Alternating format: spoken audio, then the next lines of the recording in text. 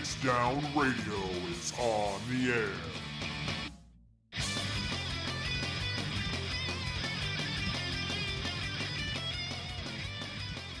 Welcome everybody to Phoenix Down Radio, episode number 193. I'm Klaus Nightbringer, and joining me today is not Ser Timono.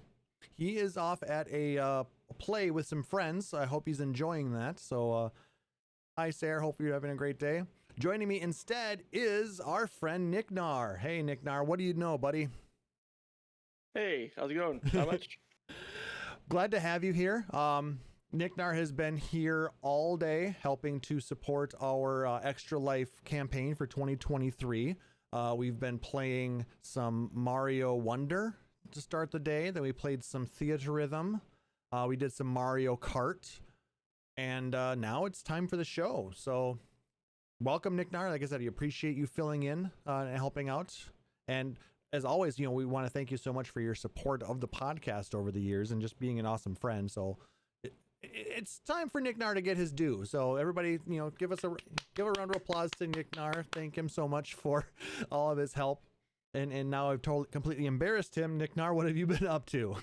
Well, not a whole lot. Working and gaming, usual. Yeah, I mean, it is what it is. I mean, now at least it's kind of warming up. This last week here has been very, very cold, hasn't it? Yeah. Yeah. Wow. Just such I know. such eloquently spoken words there, Nick Nar. Why don't you tell everybody a little bit about yourself? Since you've been seen, people have seen you in the chat. They've seen you in during other streams. They've seen you in the Discord. Let people know a little bit about you.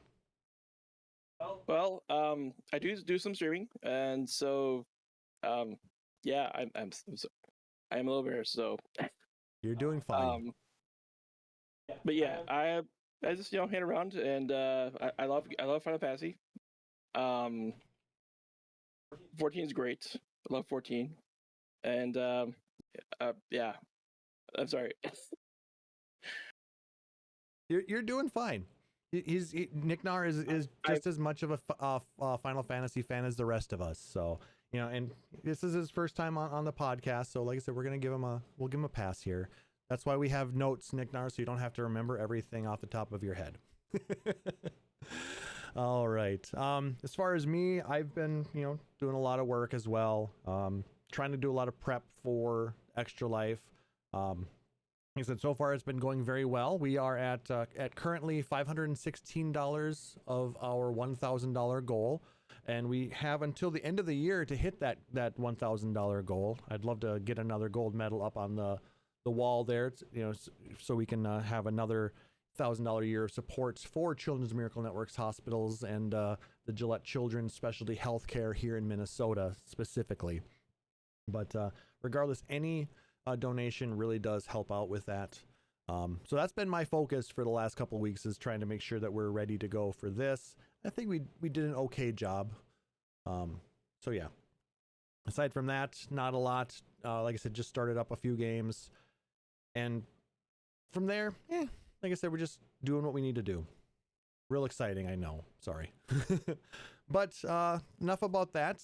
Just let's throw out that thank you, to our Patreon producers, Nick Nar, ta-da, Aurori, Ravenheart, and Mika. Like I said, your support is always appreciated. And some of those funds actually did go back to Extra Life to make sure to support them. So your donations there to us at Patreon made sure we put some of that towards this charity stream as well. Let's go ahead and jump into our game and community news. The first thing we're going to talk about is a Butterfinger and Final Fantasy VII Rebirth promotion. Actually, a couple of promotions that are currently live. This article comes from GameSpot.com and is written by Jason Finelli. The first one that they talk about is there is a game with Extra Life thing going on right now. So if you go out to Extra Life, let me copy and paste this article as well. Copy, come on, please work for me. Don't you love it when the copy and paste never wants to seem to work properly? Copy. That was the worst. Exactly, and paste. So with this one, as you maybe have heard if you've been listening to the stream at all today, Phoenix Down Radio is a part of Team Butterfinger this year, helping to raise funds for Extra Life. If you donate at least $5 during the game day weekend, which is November 4th and 5th, to a team that is a part of Team Butterfinger, like us here at Phoenix Down Radio, you will receive a code for the Shinra Bangle Mark II for use within Final Fantasy VII Rebirth once that has been released in February of next year. So make sure to, if you haven't supported either us or any other team that's on Team Extra Life or Team Butterfinger for Extra Life, make sure to check out that link. It'll give you a listing of all the different teams that are on Team Butterfinger, and you'll be able to then support one of those and get your code. Yeah, it's a really great cause, or it goes to a really great cause, and you get a free item involved or in it for doing so. So exactly. So it's really good too. You're supporting kids. You are getting an in-game item to help you when you start out Final Fantasy VII Rebirth, and I mean, who doesn't like a little bit of something for basically nothing? Just helping $5. Instead of getting a coffee at Starbucks, you're gonna help a kid, be able to pay for some of their hospital fees as they're getting treatment. The other piece of these promotions is there actually is a sweepstakes with Butterfinger and Final Fantasy VII Rebirth. I'm going to link directly to the official rules for this. But from now until January 31st, 2024, if you purchase a qualifying Butterfinger, Crunch, Baby Ruth, or 100 grand product, you'll receive an entry to win an Ultimate Gaming Bundle. Details fully can be found on the in those official rules. And welcome back, Butterfinger. We appreciate having you guys in the chat with us as we go through the podcast today. We really also do appreciate you guys putting together the team and this sweepstakes to allow players who really enjoy Final Fantasy VII to support Extra Life and gain that in-game item, as well as a chance to win some of these other cool prizes by buying your products. So thank you so much for that.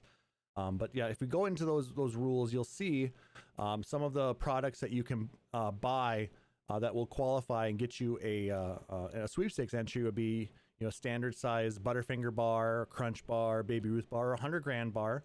Also, some of the larger king size bars are included, and bags of minis and fun size as well. So you can buy a number of different Butterfinger, Baby Ruth, Crunch bar products and get those entries, and as well as a chance to win other prizes as well. The grand prize is a Sony Bravia TV, a copy of Final Fantasy VII Rebirth Deluxe Edition, a Butterfinger branded gaming chair, a HyperX Cloud headset, as well as $500. It's pretty good. It's a really good deal. Exactly. So the grand prize is almost a $1,900 estimated retail value.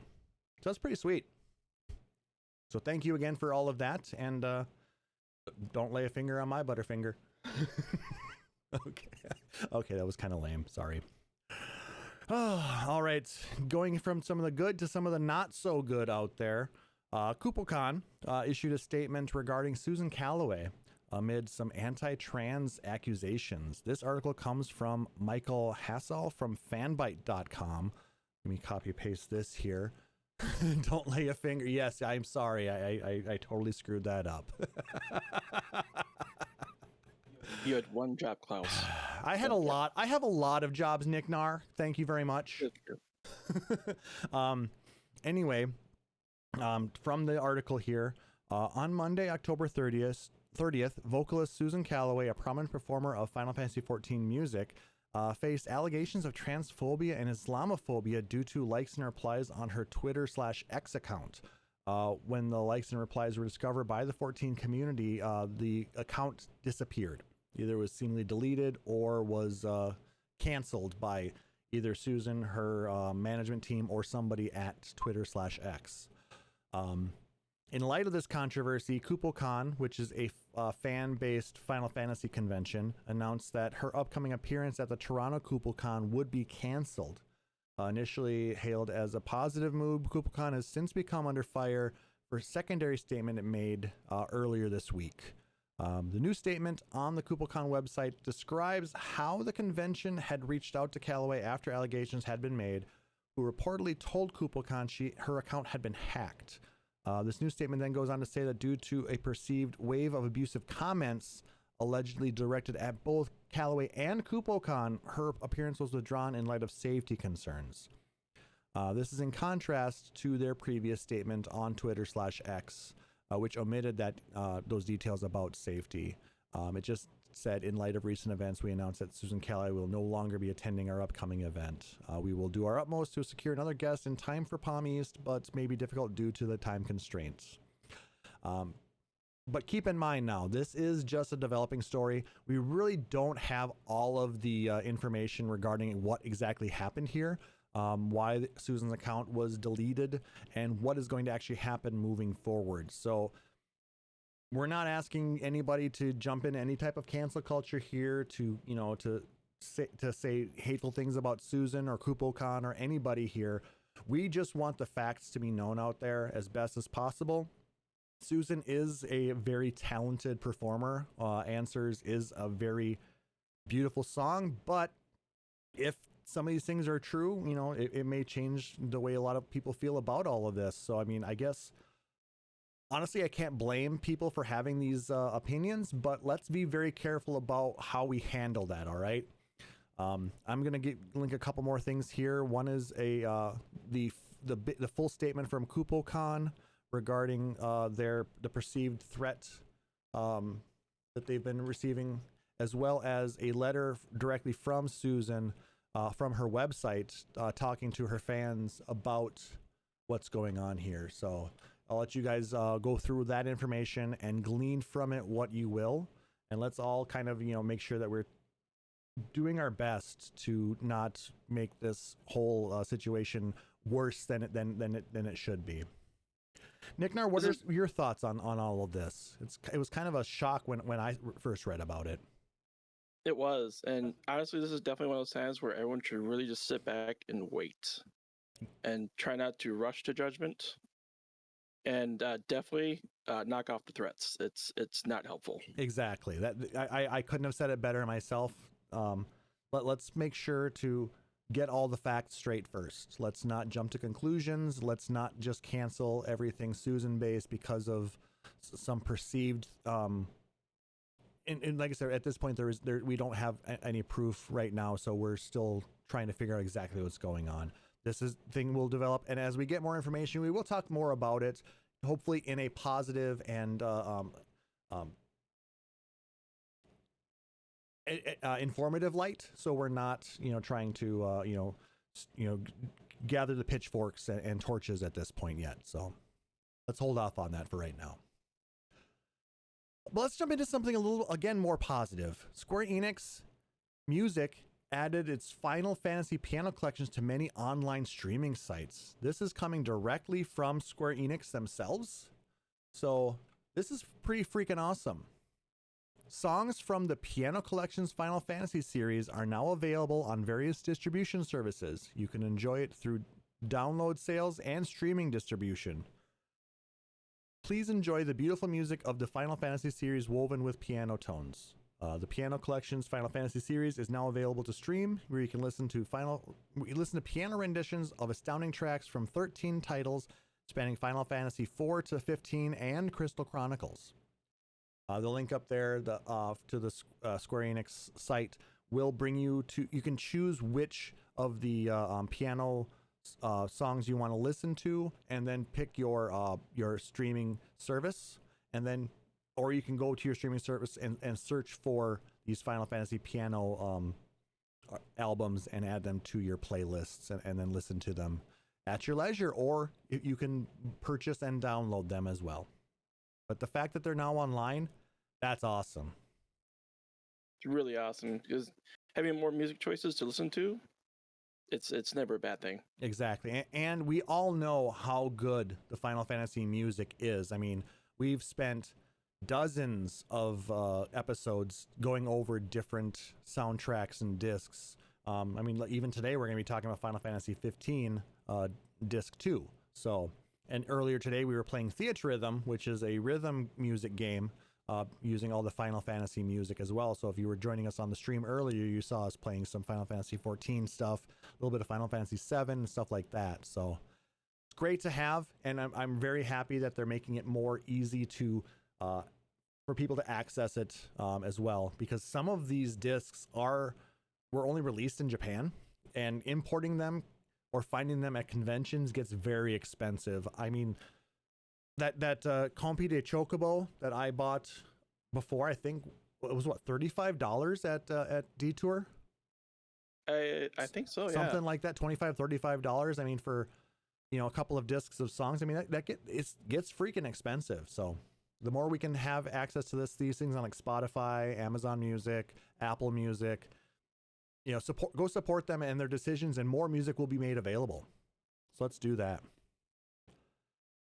Our next article is coming from CBR.com and was written by Alex Maglio, and they say 10 reasons why Final Fantasy VIII should get a remake before Final Fantasy IX. This is kind of a fun little article. I'm actually going to pop this one up because we just listed the reasons for it, but some of the information that they put into each of these reasons why it should be get a remake first. It's kind of fun. So let's just count these down real quick. Number 10. They say seed exams are actually fun. Nick Nar, what are your thoughts on that? Nerds. They say one of the more unique aspects of the game is the schools have written and field exams, and the written seed exams are particularly rewarding, boosting Squall's seed ranking and giving him the opportunity to earn more money. And the exam itself tests the player's knowledge of the world, their combat skills, and a lot more. And it's a great way for players to learn more about the world itself and give a boost to their wallet in game. So I mean, it was an interesting thing, that the better your performance was, and if you take those tests, it gave you a little bit of a leg up in your ranking and getting money every month, quote unquote, to buy stuff within game. Number 9, Final Fantasy VIII's shockingly complex map, and it is a pretty complex map. We had mac and cheese earlier, but it is a complex map. It is a very large map as well, especially until you get access to be able to either take the boat across to the other continents or fly either the airship, the Balam Garden, or the Ragnarok around. It made traversal quite difficult sometimes. Number 8, Triple Triad is the best minigame in Final Fantasy. Now, if you're talking strictly card games, I'll agree with that. I do like Triple Triad. It's a fun game. But it's not the best minigame, period. There's a lot of things in the Gold Saucer, both in 7 and 14, that are better. Chocobo racing, anybody? Or the snowboarding minigame.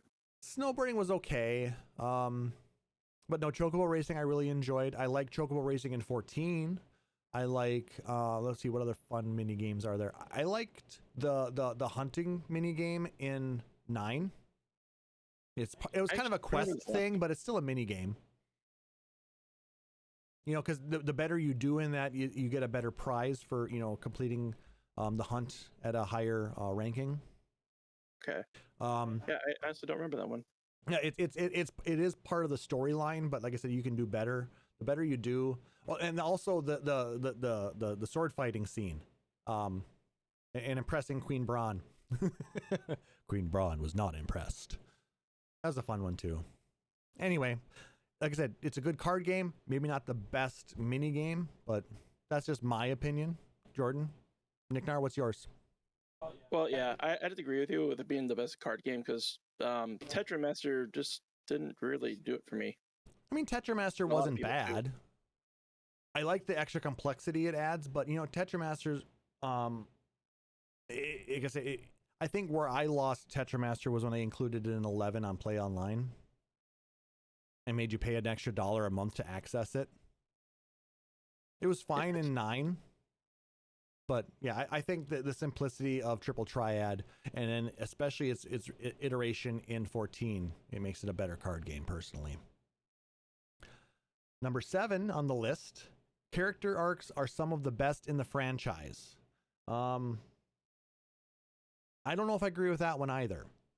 Maybe some of the characters, but yeah, definitely all of them though. I mean, the fact that how they're all kind of tied together with blanking here. Who's the lady that is it? Not Adia, is it? No, that's no. Of course, one was the orphanage. yes. Yeah, I think that's Adia. Yeah, because it is. Yeah, because Adia and Laguna, right? They kind of work together towards the end to help raise the kids. Because it's Squall and Selphie and Zell and almost all of them are there, aren't they? Other than Rinoa is Rinoa there? I honestly don't remember. Yeah, I know we're having to think back, but the arcs are interesting. They're a little bit maybe overly complex, personally. Other than that, I mean, it kind of gave a little bit of a reason why they all kind of had this feeling that they knew each other, or that why they worked so well together.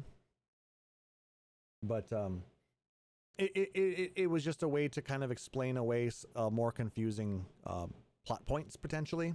But interesting, but not the best. My personal opinion. But this one, I think Jordan and I think both agree on. Number 6, the junction system could have worked with an update. Junctioning was kind of cool. You draw your spells from spots within the world, or you earn them as prizes or things like that.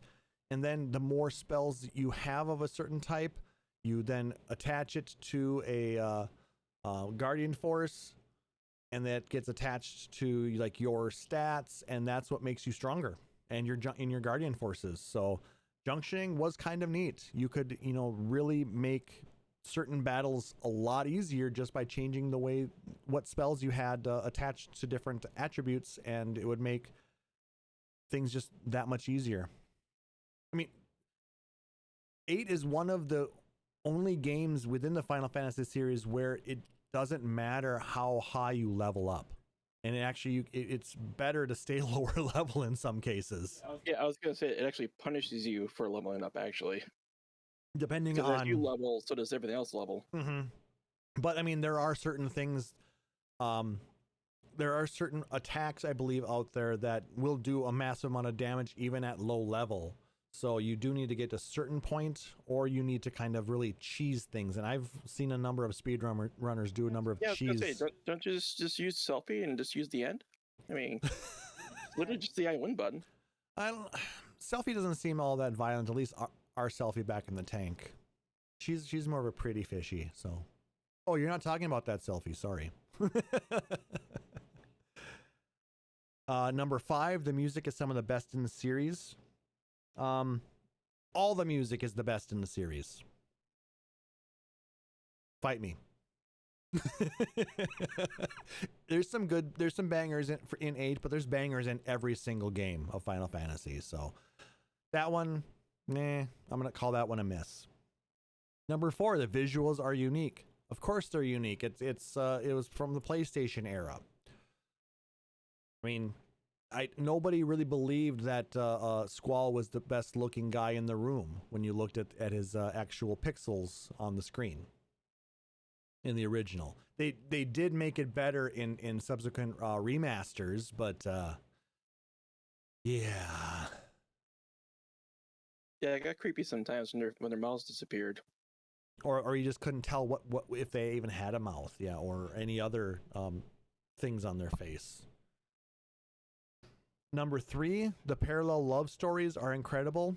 I thought they were more confusing than incredible, but I'll admit to tearing up, at the end of Final Fantasy VIII. Especially when Rinoa and Squall are running towards each other after time compression to kind of save Squall from nothingness. Interesting, incredible? No. I disagree with that. Number 2 on their list, the story has more twists than an M. Night Shyamalan movie. No, nobody has more twists than an M. Night Shyamalan movie.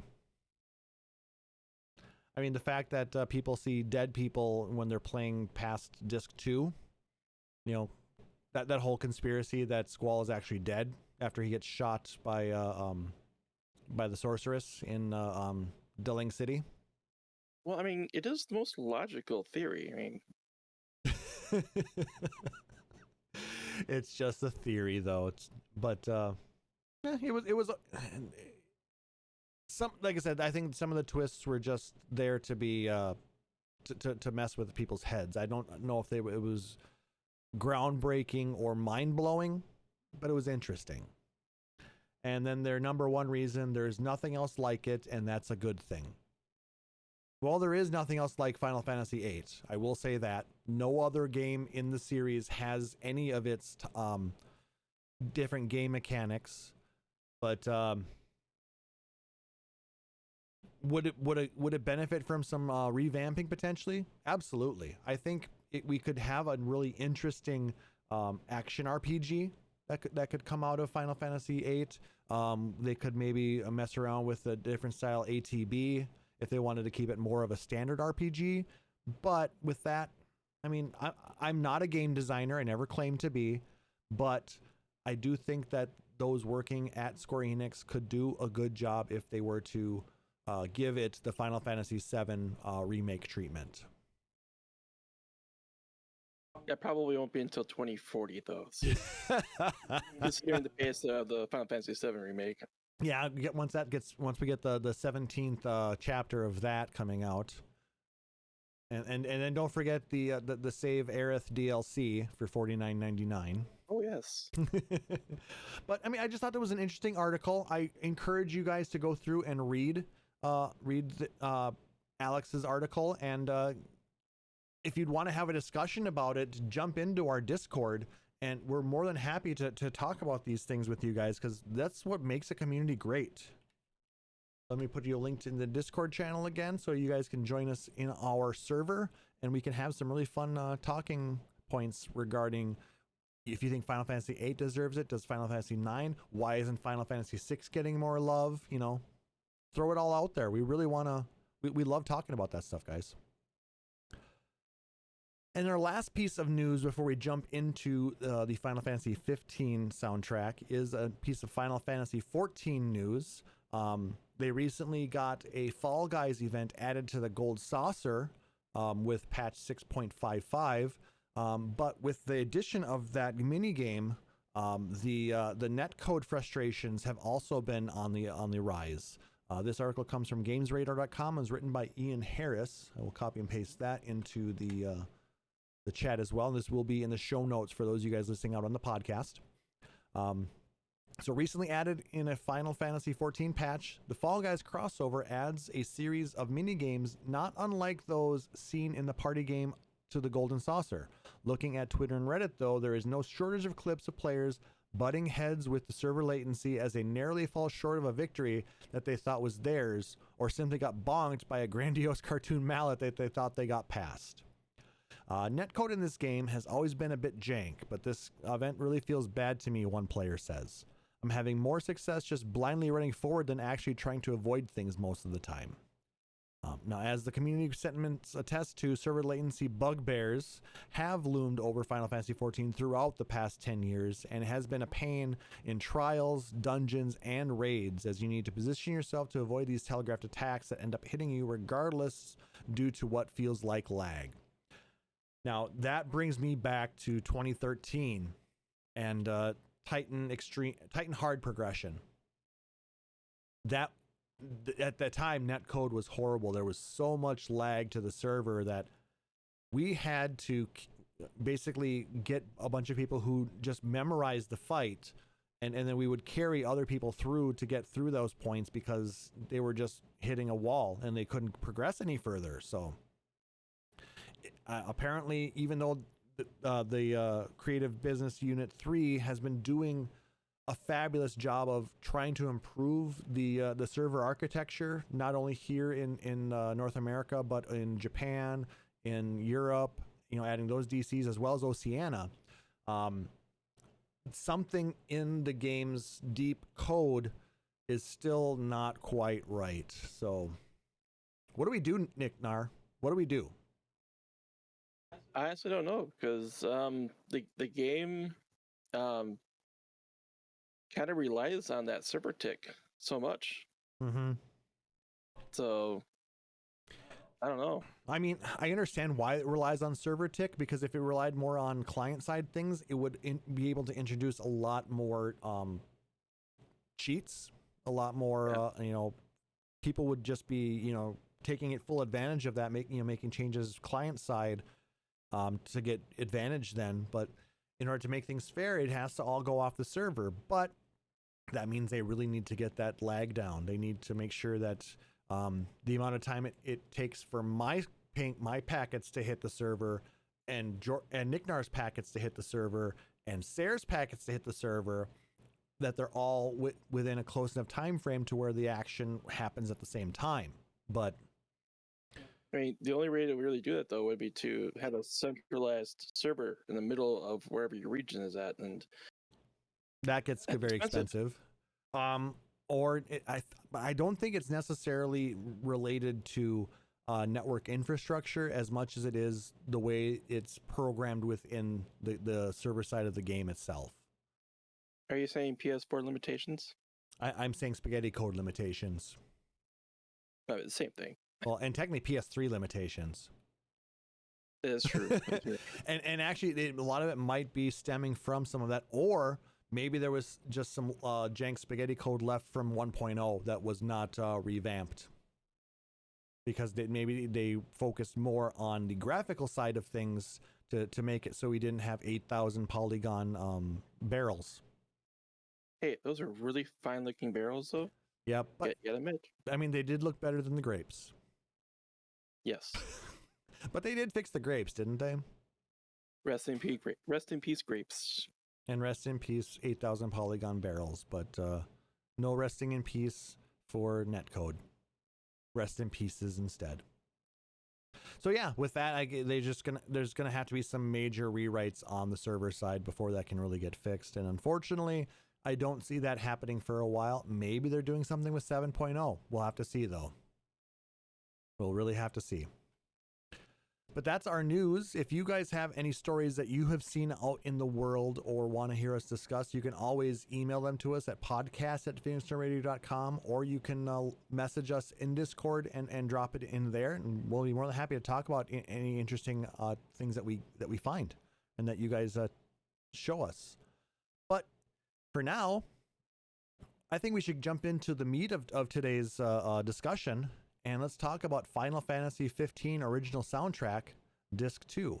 A huge thank you to finalfantasy.fandom.com for putting together all of these web pages that talk all about the different soundtracks and the discs, and list all of the tracks with them, so you guys can follow along if you would like. But let's go ahead and jump right into the first track from this disc. It is called The Niflheim Empire.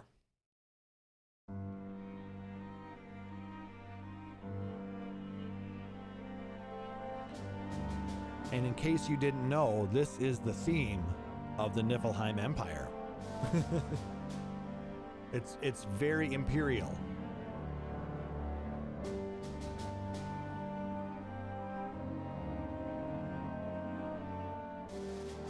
Ignar, you played 15, didn't you?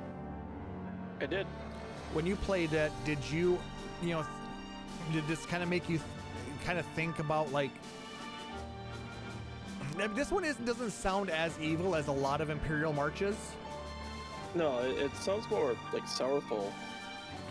Which, realistically, when you think about, as you get further into the story of 15, the reason it actually deserves kind of a mournful sound, because a lot of shit happened with them, and how they came up from, basically opposing Insomnia and the Lucis family, blanking here. Why can't I think of his name? I'm not sure which guy you're talking about. Main character in 15. Oh, Noxus? Thank you, Noctis. Thank you. Why did I blank so hard on that? I said hard on. But I don't know. Like I said, there was a huge kind of split between the royal family way back in time, and what ended up happening then realistically was the cause for the formation of this empire.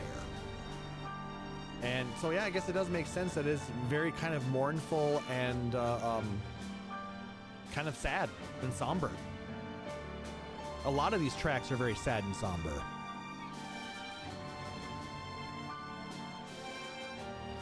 But just the beauty of this music is just it's amazing.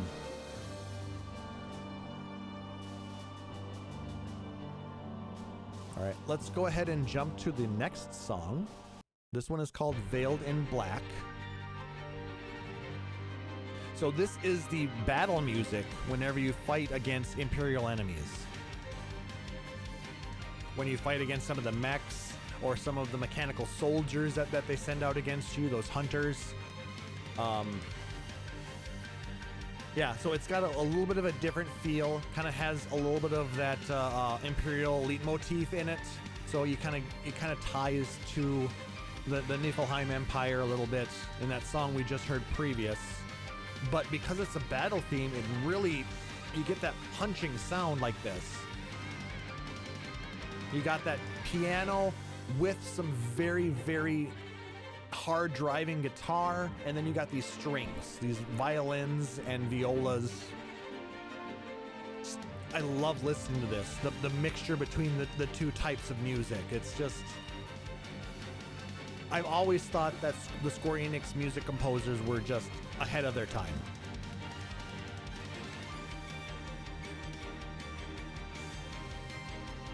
You're thinking hard over there, Nick Nar. What are you thinking hard about? I'm just listening to the music because it's been a while since I actually played the game, so it's actually kind of refreshing hearing the music again, actually. Bringing back a few memories? Oh, a few. I mean, that's the great thing about these episodes is even if it's been 10, 20 years since we played one of these games, hearing the music really just brings you back into it and reminds you of the time you spent either grinding against enemies in the Imperial, in the Empire, or going up against maybe some of the demons or some of the other things, or doing side quests. Let's go ahead and jump into the next one because a lot of these are very long, but this next one is one of my favorites in the game. Vals di Fantastica.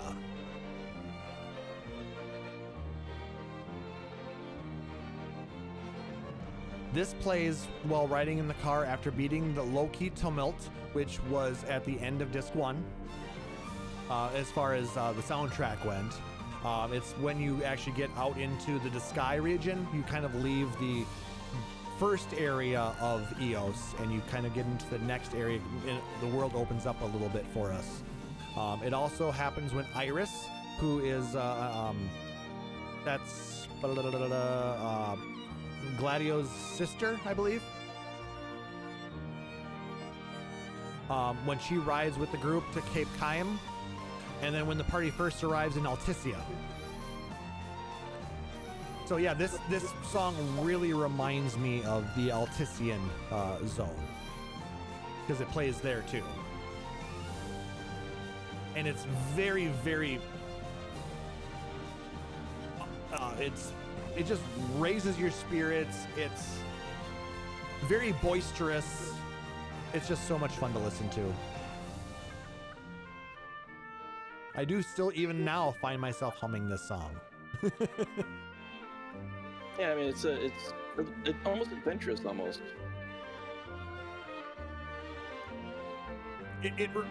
Realistically, it reminds me of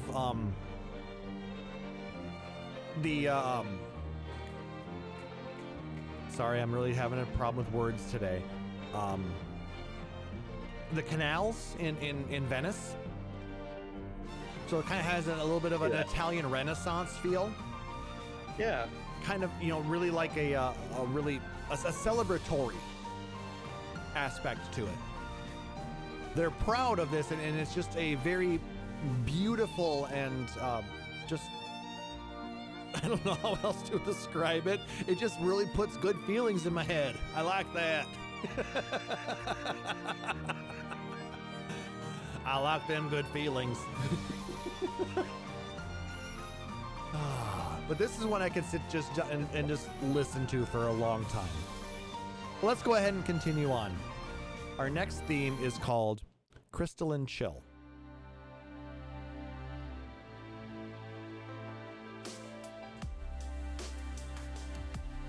This is the menu theme. So when you are menuing within Final Fantasy 15, when you're changing gear, when you're updating your Crystarium, when you're going through and organizing items, you get this real chill, relaxing music. It's nice. You can kind of hear the prelude in there, like the start of it, right here. You get the ascending notes there, and then I think later on we get a little bit more of it. We get the up and down. So yeah, it's definitely got prelude feels all the way throughout it. Nice remix of the prelude.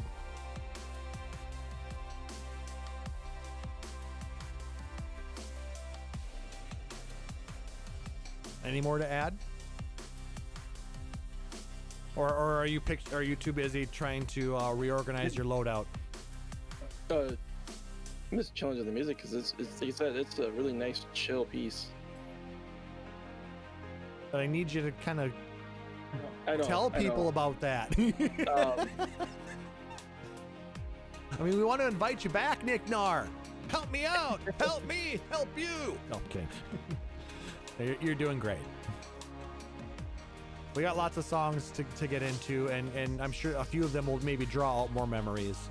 Let's go ahead and jump to our next theme. This is called What a Hoot.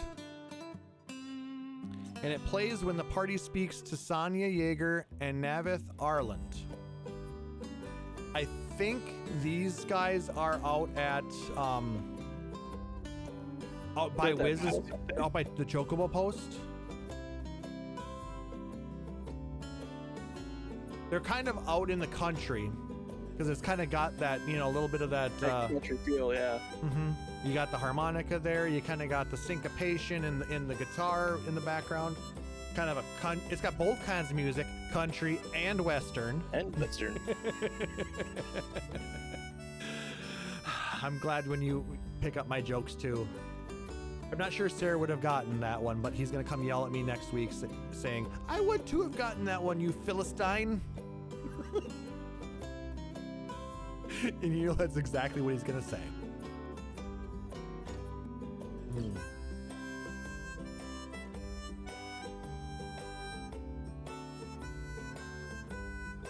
Just a nice, relaxing locale spot or theme of when you're talking to a couple of people. And then when we continue on, at that point, we get a little bit of our first Chocobo theme, which is the theme from Wiz Chocobo Post. This is Blues de Chocobo.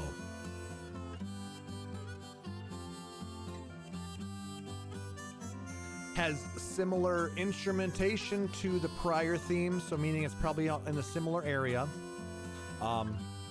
But it is definitely heavily Chocobo influenced, so I love it.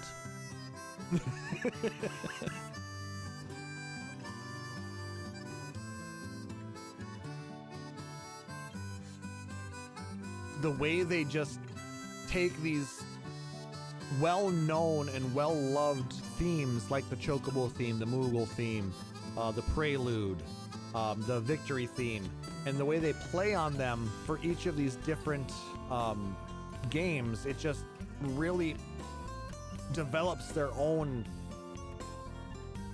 feeling of it. So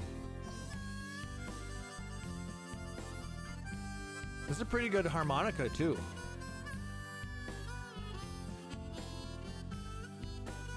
I'm really digging the guitar work as well. Yep, they've kind of got a I think there's a little bit of slide guitar, maybe. It's definitely a I think it's an electric acoustic. I think you're right. Yep. A little bit more of a bluesy style guitar.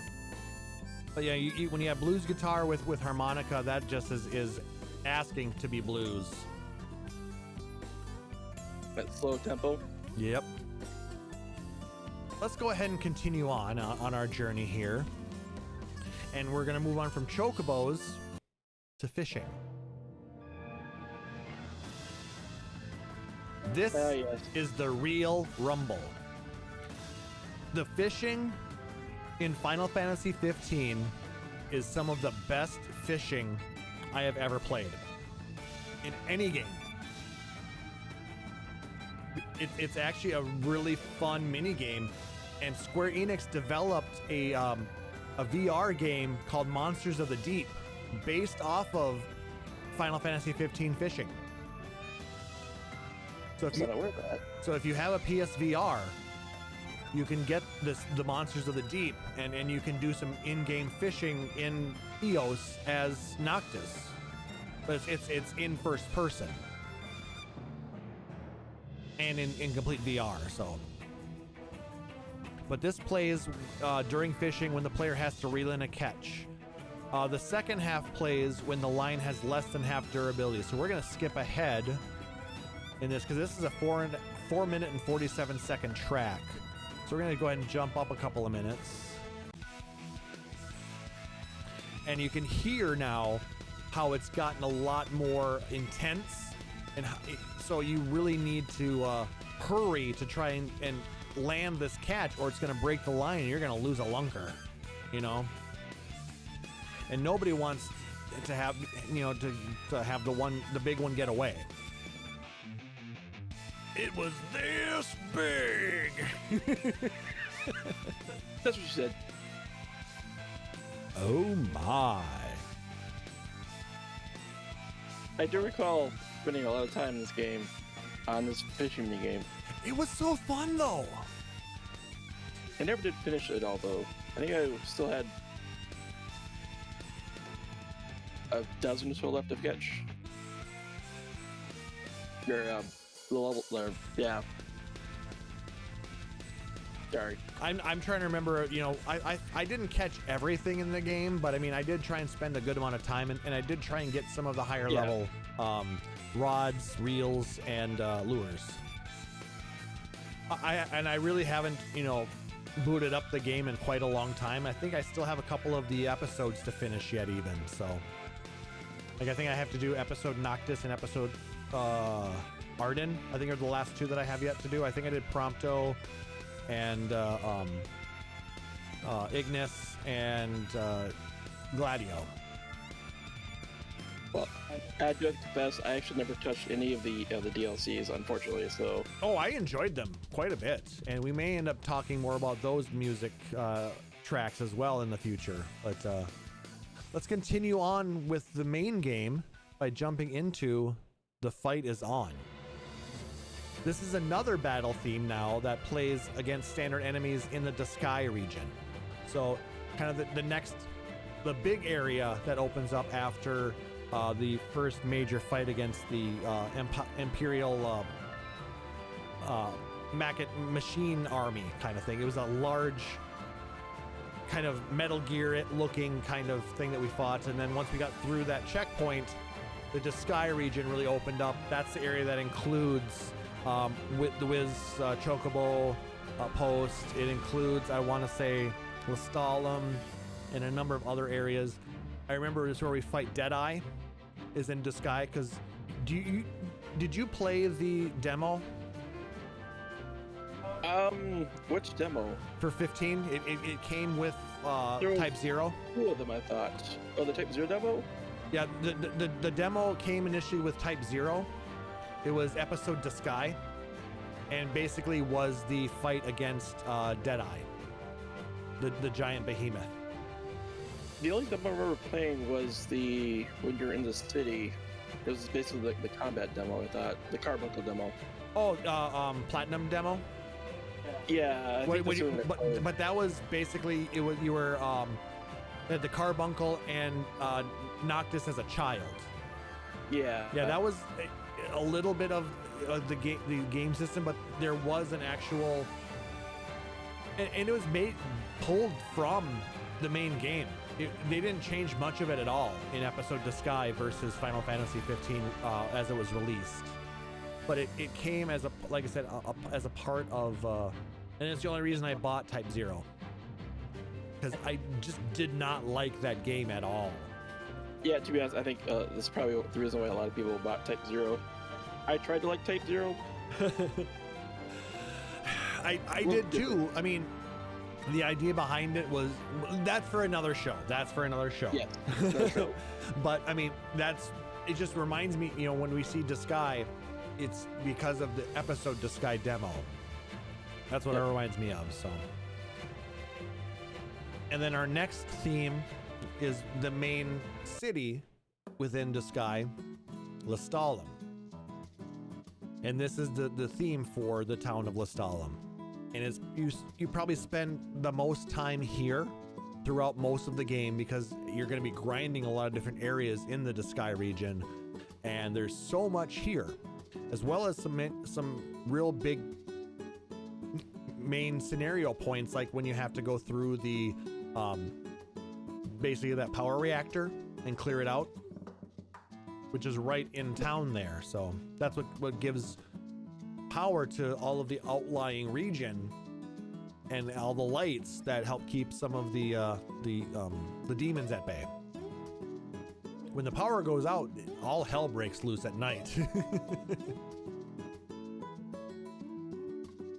But I really like this theme because hanging out in Lestallum was a lot of fun.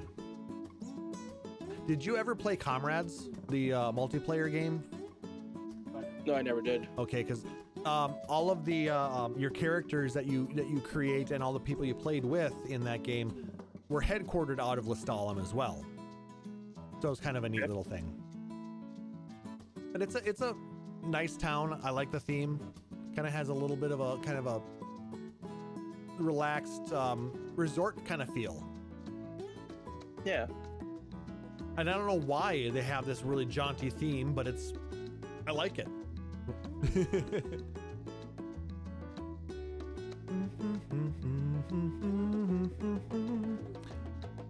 And as you are traveling through Lestallum, you're going to spend a lot of time staying at the hotel there, the La Ville. So, welcome to the La Ville.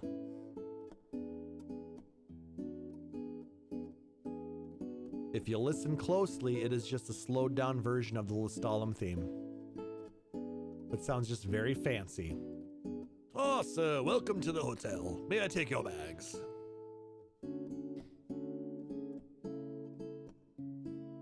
And I want to say this was one of the hotels that gave like 2 or 3 times experience boost.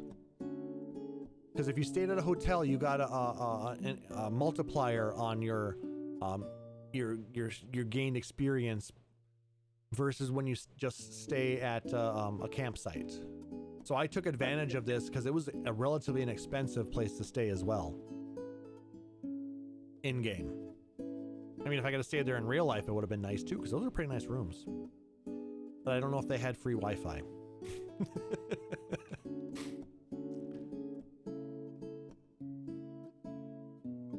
So moving on from the hotel, we have the next theme called Unsettling Aura.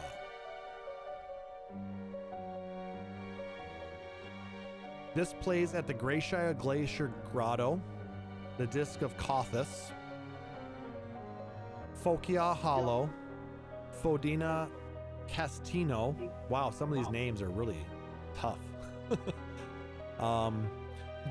Basically, a lot of really kind of spooky dungeon type places. So this is kind of an exploring theme. And it really does have a little bit of an unsettling theme to it.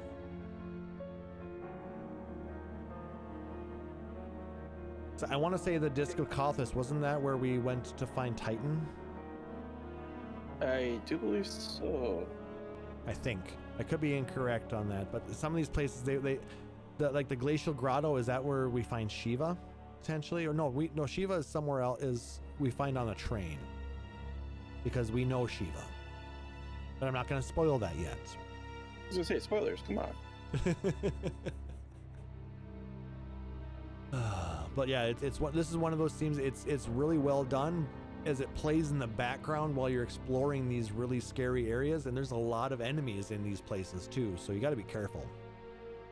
It does just enough to make things uncomfortable as you're traversing.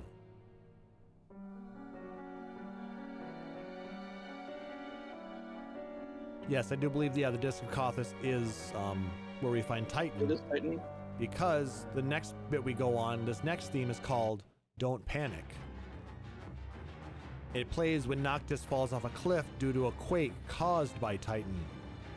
Remember when we get separated from the party and we have to end up running back up the hill, and we have to fight Titan every so often while we're doing that, or avoid his massive punches?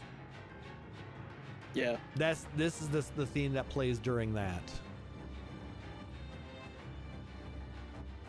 Until we get to this.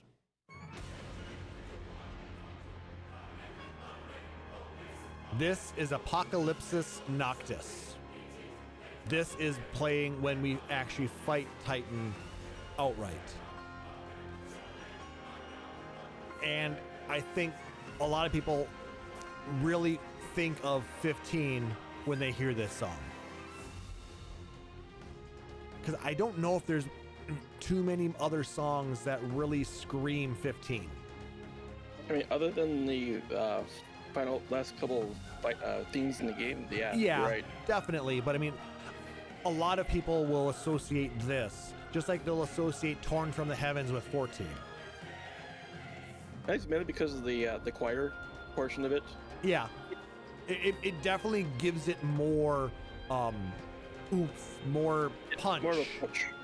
Because when you hear a choir singing in Latin, you know your shit's about to get fucked up.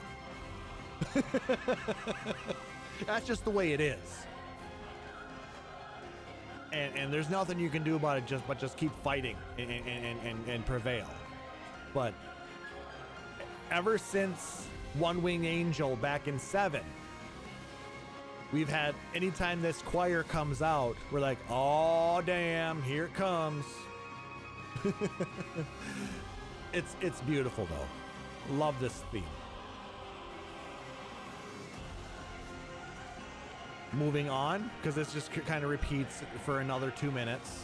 So our next theme is called Cosmogony. And this is the character theme for Gentiana. She is kind of a, how do you describe her? She is an advisor, kind of, for Noctis and Lunafreya. Kind of an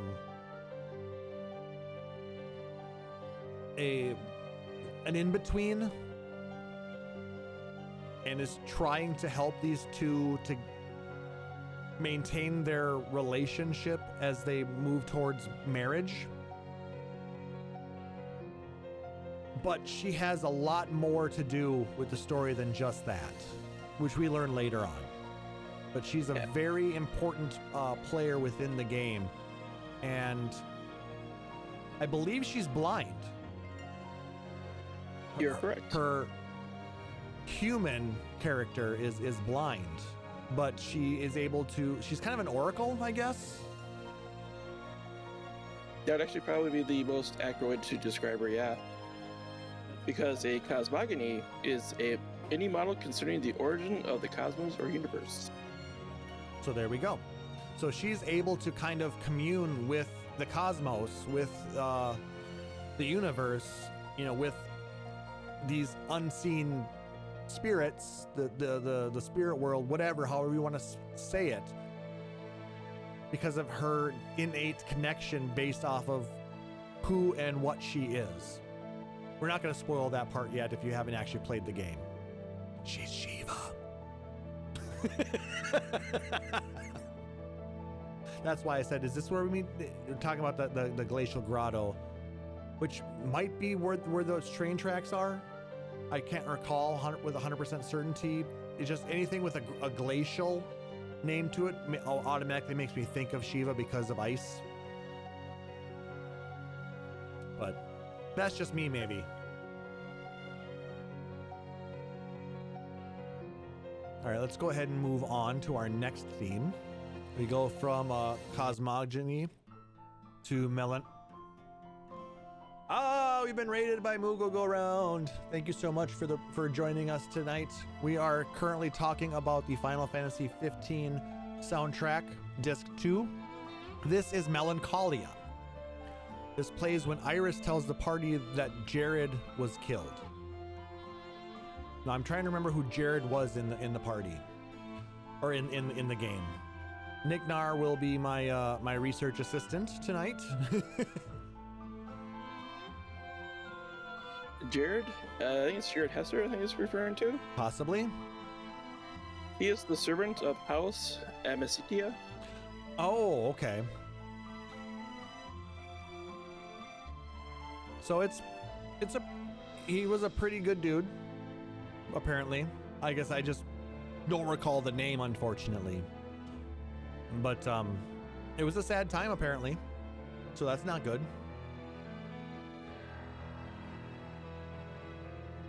Let's go ahead and continue on. Our next theme is called A Premonition.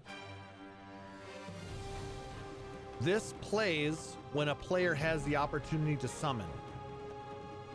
One of the first times we get to perform a summon is in that battle against Deadeye, when Ramuh decides to come out and help us kick his ass. But then when you're on the screen, you'll see this button to like smash X to summon or something like that, where you can either pull in Ramuh, or if you defeat Titan, you can bring Titan in, or any of the other different icons that you end up either earning the respect of or beating. So until you hear this, and then you bring upon their divine furor and have them smite your enemies for you because they are mean and things. And just end up destroying half the landscape in the process. But oh, that was one of the coolest parts about those summons, was just how the impact that it actually had on the environment around you, but then how it would heal itself just slowly. How cool was that? Real cool thing that you could do with a PS4. Our next theme,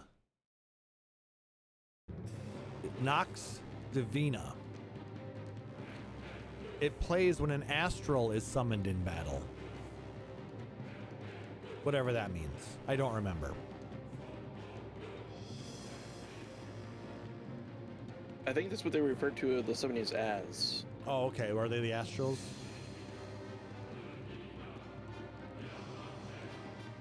Yep, they are colossal beings that protect Eos and are worshipped by its populace as gods. So these, okay, so you've got the ability, you get the premonition, and once you summon them, this is what plays.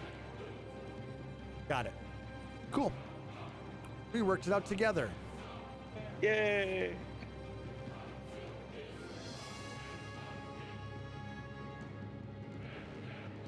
So yeah, if you end up summoning like Leviathan or Titan or Garuda, I still really like just when Ramuh just nukes everybody from orbit. I think that's always more fun.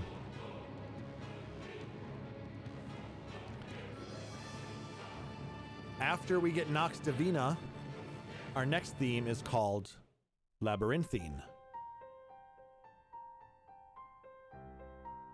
This plays when the party speaks with Esma Auburnbree. I'm gonna find out who this one is. Esma She is the leader of the Maldosia Hunter HQ. Oh, okay. So it's one of the hunters. The actual leader of the hunters. Or at least of the Maldosia hunters. Maldacio. I'm probably mispronouncing it because you're correct. These are pronounced. Meldacio. She actually met and befriended Regis Lucis Kellum during his trek, like what Noctis is currently doing.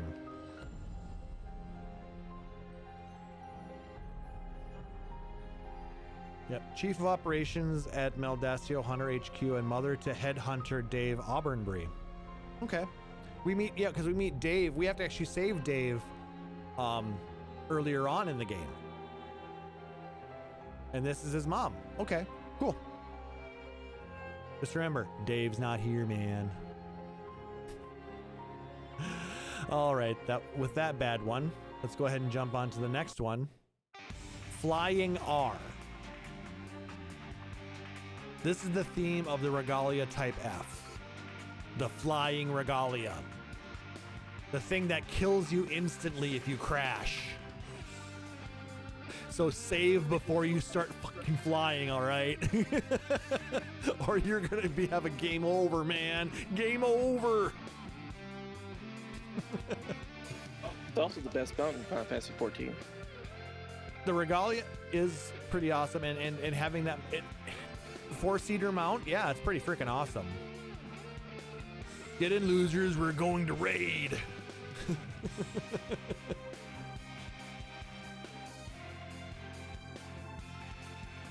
But no, I do remember the first time I flew the Regalia after you paid to have it upgraded, and then just crashing it right into the lake because I hit down instead of up, and yeah, we went.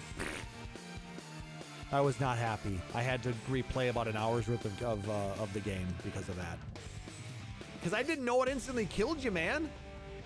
Like seriously, how was I supposed to know that? Yeah, I don't think anyone would have expected that to happen. I mean, they should have said something that if you crash the Regalia F, it's game over. So save often. Save early, save often. All right, let's go ahead and move on from the Type F, or to Imperial Infiltration is the name of this theme. It plays when the party infiltrates Fort Valere.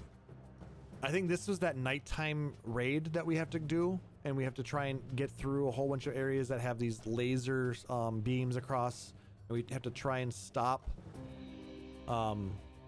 an imminent attack or something like that. It was a whole Metal Gear Solid kind of vibe with that particular mission, if it's the one I think it is. I think you're correct. I do remember struggling with this a couple of times because I would always seem to get caught and then would end up getting like shot by like anti-infantry machine guns from a long distance, and you know you can't warp that far. You know, I mean, Noctis can frickin' throw his weapon and follow it, but he can't go that far.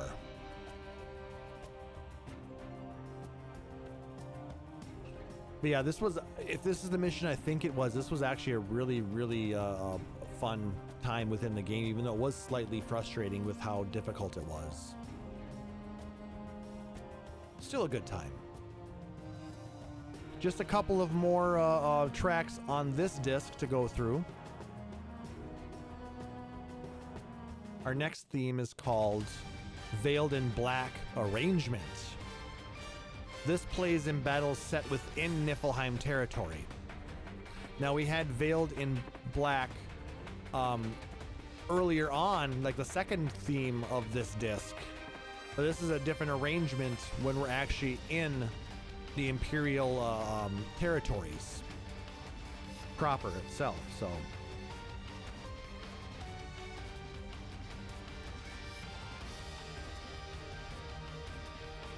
They really have some good battle music. And I love the fact that the battles within 15 are all on the world map.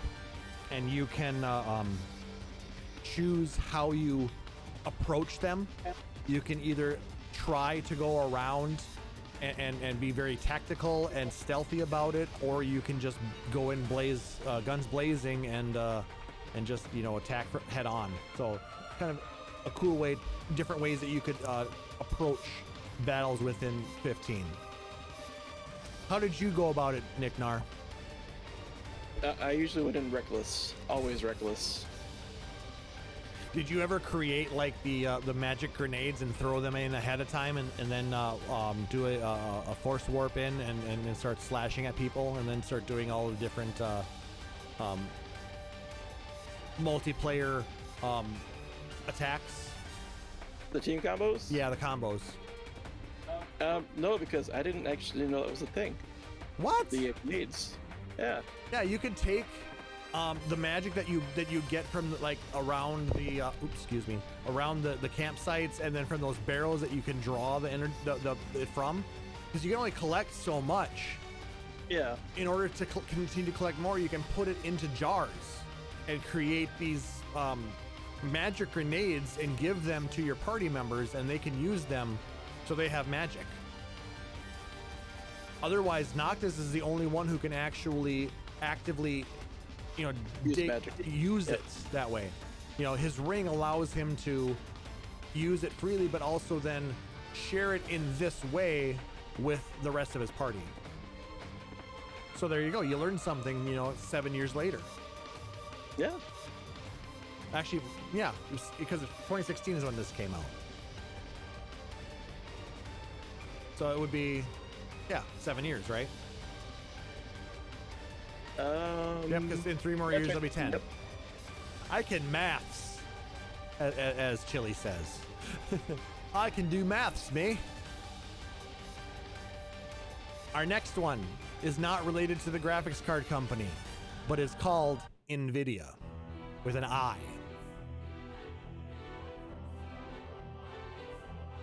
This plays against boss battles. Against when you fight the Loki Tumult, as well as Ariana Highwind. I freaking love Ariana as a character, because she's kind of like the attack dog for the Empire, but she's just a hired gun. And once you talk with her and she sees what you're actually doing, she starts to really understand and is like, okay, do what you need to do. Just don't fuck with me. And she ends up becoming a relatively stalwart ally in certain places too. So in Latin, NVIDIA is the sense of envy, a looking upon associated with the evil eye. So how does that relate to video cards? The evil eye your significant other gives you for spending that much money? Okay, that tracks. I mean, anytime you spend $1,800 on a graphics card, you're gonna get an evil eye. Yes, but that 6% increase in FPS? efficiency, though. Yeah. Plus all the RGB. No, do not waste that much money on a graphics card. It is not smart.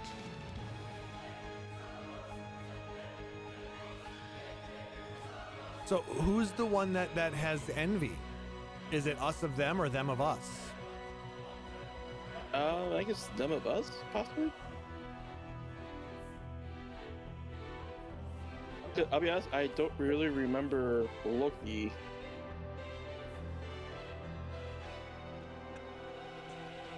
Loki Tumult. Let's Google that, huh? So he was a main antagonist. Minor antagonist. Yeah. He was the main antagonist in the Assassin's Festival, which is a free DLC event.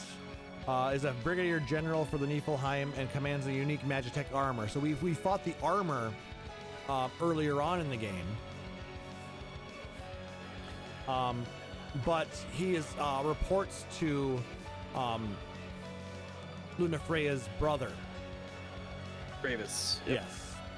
Who was made the high commander of the Imperial Army, much to his sister's chagrin. So yeah, the fight against Aranea and Loki, those are some pretty tough battles. I do remember how much fun I had with that fight against Aranea, though. I do believe it took me a couple tries to get through it. Such a good game. Kind of makes me want to play it a little bit again, but kind of doesn't. Because there was a lot to get through. Well, I mean, if you stuck to the main story, not really, but there's Who so sticks much to the side main content. story? I know it's like playing Skyrim, you know. Hey, Susan. You're catching us at the end of the show, but we got another song to listen to yet, so, and we maybe have a little bit more stream left in us after this, so. And there is still lots of time to get your codes for Final Fantasy VII Rebirth and get your Shinra Bangle by donating $5 to our Extra Life. As we are a part of Team Butterfinger, you will get a code by donating to our campaign. We have not done any Final Fantasy XIV Fall Guys at this point yet. We probably won't do any tonight, but maybe in the future we'll jump into and do some of that, but just not as a part of our stream tonight. We tried to do some 14 and I couldn't get my sound to work. I'd have to reboot everything and I really don't want to do that at this point. So anyway, our final song of Disc 2 of the Final Fantasy XV original soundtrack is Sorrow Without Solace. This plays during sad scenes. That's exactly what it says here. It plays during sad scenes. So it must be a sad scene song or something.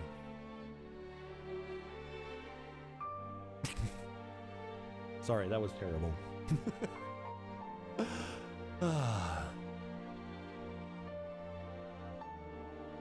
But they do such a good job of really evoking emotions.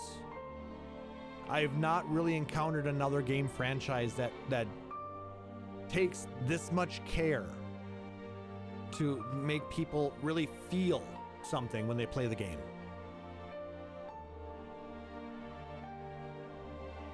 And these last two Final Fantasy mainline games have been very, very melancholic. A lot of scenes that evoke, sadness and other not happy emotions.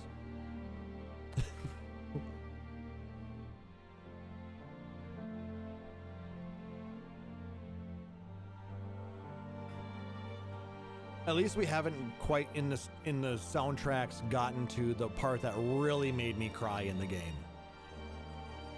But I want to say this music was playing after that, though. After that whole Leviathan fight. Right. You know what I'm talking about. If you guys played the game too, you know where I'm going here. I mean, nobody saw that coming. Well, probably did, but nobody wanted to see that coming.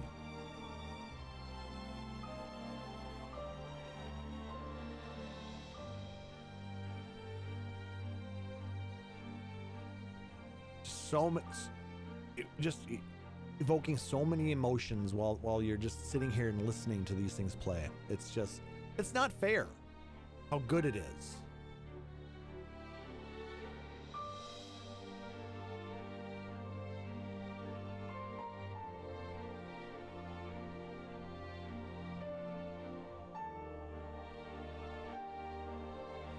What was your favorite theme out of this disc, Nicknar? Probably the boss theme. Apocalyptus Noctis. That's a good one. Yep. I really like Vals de Fantastica. I mean, because it's just a real. I mean, because it's a real happy and it brings joy and just lifts you up. But no, there's something very strong about within the Apocalyptus Noctis as well. I will say Crystalline Chill was close runner-up for that. Yeah, for it me. was also very good because you just sit there and you just you can relax to that one for a very long time. Yep. It's lo-fi without being lo-fi. It doesn't have the kind of the lossy sound that a normal lo-fi song would have, but it has that that vibe that a lot of lo-fi songs evoke.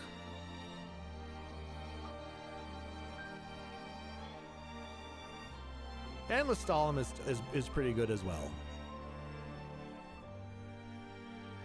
So yeah, that was disc 2 of the Final Fantasy 15 original soundtrack. We'll probably jump into disc 3 in the next episode, so look forward to that. In the meantime, like I said, if you are able to, we would greatly appreciate if you could help donate to our Extra Life campaign this week. Those of you listening on the podcast, while you might not have been able to join us live on game day, it doesn't mean that it's too late to donate. We are able to take donations until the end of the year and help us hopefully get to our $500 or our $1,000 goal. We're currently at 516 of our $1,000 goal. So within the next month and a half, 2 months, hopefully we can get there and hit that goal and get that gold medal to help continue to raise funds for these awesome kids who really deserve it. All right, any parting thoughts, Nick Nar? What? Sorry? I was just gonna say, whether it was regarding the soundtrack, any of the news articles we talked about, anything we've done tonight on the Extra Life stream. What do you got for me? All I gotta say is everyone just be kind to each other, and you really should donate to this good cause, and that's about it, really. Well, I do appreciate that. Let me put the link again. If I can spell. For those listening on the podcast, you can actually go out to phoenixdownradio.com and you can find our Extra Life link to donate there. Or you can go into our Discord where we have it linked on that as well. Or you can go out to extra-life.org and search for Phoenix Down Radio, and you can find us in that as well to make a tax-deductible donation to a wonderful nonprofit organization that helps to support kids. We do this once a year on game day like this, but we are constantly raising funds for this amazing charity throughout the year. Anytime you can afford it, like I said, we would greatly appreciate any assistance on hitting our goal to help them hit their goals of saving kids. So that's all I have really to add right now. All right. So with that, I want to thank everybody, and that's going to go ahead and do it for this episode, guys. If you liked what you heard, please make sure to like, subscribe, or follow us out on Apple Podcasts, YouTube, Spotify, TuneIn, or whatever your preferred podcatcher is out there. And if possible, leave us a rating or review. It helps other people find our show and lets us know how we're doing. If you really dig the show, you can consider subscribing to us here at twitch.tv/PhoenixDownRadio, where you would get access to a number of subscriber-only emotes and badges. And those are a lot of fun to spread around. I know, Nick, now you've been doing this for what, 70 some months? I think you're up to 76. Right. It's a lot. It's very helpful, and we do always appreciate the support. And if you have Amazon Prime, every month you get a free Prime subscription that you can use for anybody on Twitch. You just need to make sure to renew it every month because it doesn't automatically redo it for you. So you need to go in there and support that podcaster or streamer out there that you want, or you can spread it around to a bunch of other people out there. If you want to support us one month, go out and support Moog around the next month, go out and support Maelstrom Radio later on, or whoever you want out there. Everybody's going to appreciate that. It doesn't have to necessarily be us, but make sure you're utilizing it. Take that money out of Jeff Bezos's pocket. He doesn't need another penis rocket, okay? Anyway, moving on from that, if you don't want to support us on Twitch, that's fine. If you want, you can go out to patreon.com/PhoenixDownRadio, and you can support us out there, like our benevolent overlord, Rory Fenrir, our Secret of Nevermore Ravenheart, or that resident slacker guy over there, Nick Nar, who somehow weaseled his way onto the show. No, he's been very amazing and helpful, and I'm really happy to have him here tonight since Sarah couldn't be here. But you can go out to visit us at patreon.com/Phoenix Star Radio, where you'll get early access to the podcast and the video there. And all of the proceeds that we get from these sources go towards growing the show. They cover hosting costs, allow us to improve and upgrade equipment like we had to do for SARE, like we had to do with our hosting, and we actually switched from one provider to another. And it lets us do some fun things like contests and giveaways and things like that. But whatever kind of support it is, whether it's emails, tweets, subs, follows, donations, likes, any of that, it's greatly appreciated because we really do like interacting with you guys and the rest of the community out there. If you want to check out our backlog of podcasts, you can go out to our website, phoenixdownradio.com. It also has a number of links to all of our other social medias, our Discord, our Extra Life campaigns, all of that stuff. Easy place for you to find any information about Phoenix Down Radio would be there. If you want to email us questions, comments, suggestions, or you just want to say hi, you can send us an email at podcast@phoenixdownradio.com. Or probably the best place to go is our Discord server, like I said, which is linked at our website. Or if we get a couple more supporters on Discord, we can eventually get a custom URL so we're not having that really weird combination of letters and numbers. Lucky Sevens from Dustin donating to our Extra Life. Thank you so much. Hopefully you get that great roll, so you get everything Lucky Sevens and do all the damage and win the game. So very bad Final Fantasy reference. Sorry, but no, it's greatly appreciated. Thank you so much. Nick Nar, do you have any shout outs? Not really. Just I do stream, so you can check me out at NickNard84 on Twitch. And yeah, I don't really have much else. All right, threw a shout out there for you in the chat. And there is that stinger.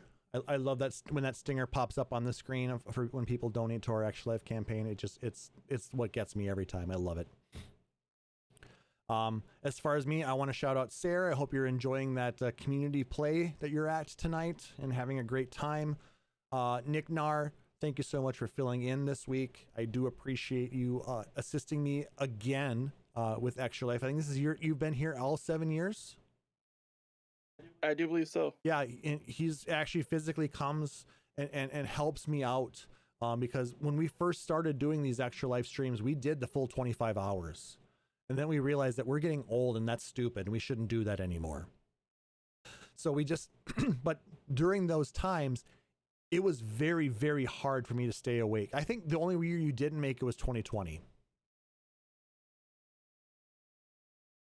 There was one year where it was just me, I think. It might have been the first year that you did it then. It's been so long I actually can't remember. It's not a huge deal. It's not here, near, or there, but he's been here for most of them, and I can't thank him enough. So Nick Nar, you are amazing. Thank you so much for all of your support, not only of the podcast, but of Extra Life, of everything. You're a great friend. Thank you so much for that. I do really appreciate you. I appreciate Rory for joining us and being a supporter. Huge shout out to everybody who has donated to our Extra Life fundraiser here. Let me see if I can find the list. There's a long list of donors. I'm gonna have to find it now too. Donations, there we go. Donations received. Who we received from? Dustin, Lysander, Alshalant, Adam, Jordan, John, Duncan, people on Facebook donating, and we've had a few anonymous donations as well.